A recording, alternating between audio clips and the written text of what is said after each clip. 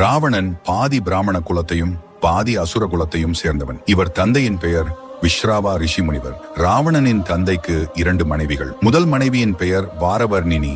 இவர்களின் ஒரே மகன்தான் செல்வத்துக்கு கடவுளான குபேரன். விஸ்ராவாவின் 2வது மனைவியான கைகாசிக்கு ராவணன், கும்பகர்ணா, விபீஷணா, சூர்பனகை என 4 பிள்ளைகள் உண்டு. ராவணனின் இயற்பெயர்கள் தசகிரிவா மற்றும் தசானனா என்பதாகும். பின்னர் ராவணன் என எல்லோராலும் அழைக்கப்பட்டார். ராவணன் சிவனுடைய பக்தனாக எப்பொழுதும் திருநீர் அணிந்திருப்பவன். ராவணனை போன்றே அவன் மனைவி மண்டோதரியும் சிறந்த சிவ பக்த இலங்கை என்றும் அழியாமல் இருக்க சிவபெருமானை நோக்கி தவம் இருந்தான்.